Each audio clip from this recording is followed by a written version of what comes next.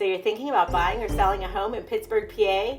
In this video, we're going to talk all about the final things that you need to do right before closing on your new home and how you can best prepare.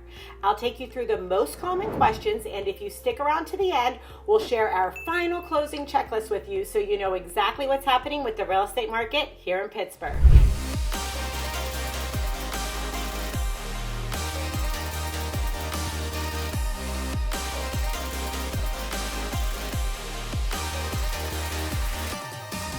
If this is your first time to the channel and you want to know everything about living, eating, drinking, and moving in Pittsburgh, then subscribe below and tap that bell for notifications so you can be the first to know about our current market here in Pittsburgh. I'm Krista Lorenzo, and I get calls and emails every day from people just like you looking for help on making their move in Pittsburgh, and I absolutely love it.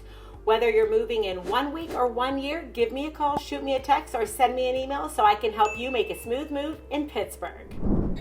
Today we're here with the highly respected loan officer in our area, Michael Wright, to discuss the final steps and a closing checklist. Michael is with HMA Holland Mortgage Advisors. How can you be as prepared as possible? You need a valid photo ID, the closing details, and the funds to close. But what does that really mean? So a valid ID, other than not being expired, what else are we looking for? So yeah, not being expired is always a huge key factor. Now, if it is expired though, sometimes there's other things that we can do about that. So maybe your driver's license is expired, but you have a passport that will work. Just knowing the right kind of ID in case one is expired is helpful, because sometimes we can put all those things together and we can still make it happen. Names is a huge one. Okay. So you get people that get married or change their name in some way. We want to make sure that the way that you're getting your loan is really what your name is right now. So if you have a maiden name, I would suggest maybe bringing if you do have a passport with your married name or a social security card with your married name. There's ways we can put that together. So the details, what do our buyers need to know for closing? Well, the first thing is knowing the day of closing. And yes, it is on the sales agreement, and that's always the time frame. So once you know when and where, the big key is there is a closing disclosure that needs signed. The closing disclosure gives you your rundown of costs for closing, and that needs to be signed within a certain amount of days within the day of closing. So your loan officer should really be guiding you as to when does that disclosure need signed by. If it doesn't get signed, you're going to have a delayed closing. So please make sure that if you have questions and of any kind, that you ask your loan officer and you get that document signed. A lot of times you'll sign it electronically, but manually signing it is okay too. Okay, so now the biggest part of closing, the funds for closing. What do people need to know about that? So please don't come to closing with a personal checkbook. Please don't come with cash. Please don't come with a credit card. So for closing, you do either need a cashier's check or you need to wire funds to the title company. You can't wire at closing to the title company. If you're wiring, that has to be done in advance so that the title company actually has your funds at the time that the closing starts. Absolutely. Really I think that's an important part. People think that they can just send it right then. It needs to be sent ahead of time, and it can take up to a couple hours for that to show up. So it is always best to wire the day before, and that brings up a great point that not everyone can wire directly to the closing company. If your funds are in an investment account somewhere, it might need to go to a financial institution and then to the closing company.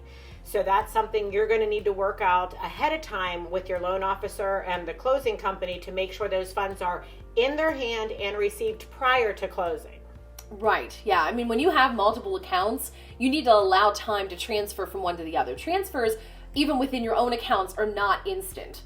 And so that's something to really be careful of. If you have questions about that, as you go through your loan process, your lender can say, okay, you know what, I see that you have funds in a different account. Maybe try to give you that heads up.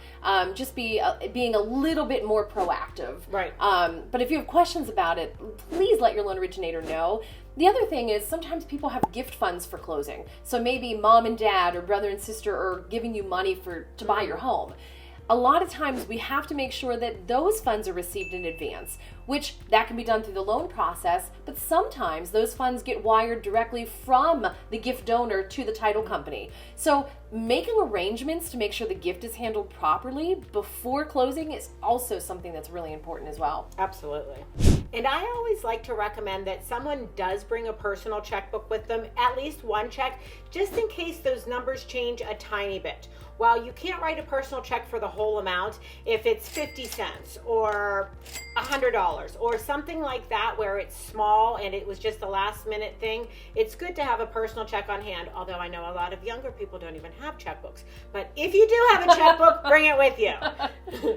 So, and one last tip, if you are wiring funds, please make sure you get the wiring instructions from your loan officer and that they're password protected, or directly from the title company, not just an email.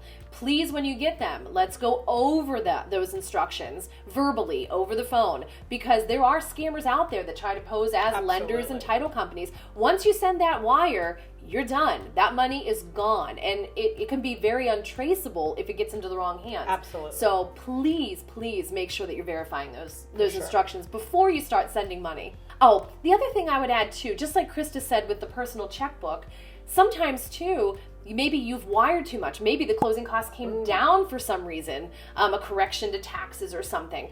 And then you say, well, I wired too much, what happens? The title company will give you money back. They'll cut you the difference. Another thing to keep in mind is if you're selling a home before you're buying. This is really important. As a loan officer, I always work with people and their title companies so that if they're selling first and then closing on a new home, those two title companies, if they're different, they have to talk. Absolutely. They have to make sure that the funds are getting from the house you're selling to be able to be used for the house that you're buying. So please make sure that the team around you, whether it's your loan officer, the title company, make sure that team is all working, the realtor, we're all working together to make sure that those funds get where they're supposed to be when they're supposed to be there. Yes. And there you have it. Everything you need to know to make the closing process as absolutely smooth as possible. So message me for a copy of this awesome checklist that Michael has put together for us. And like I said, whether you're moving in 1 week or 1 year, give me a call, shoot me a text, or send me an email so I can help you make a smooth move in Pittsburgh. Until next time, I hope to show you around town.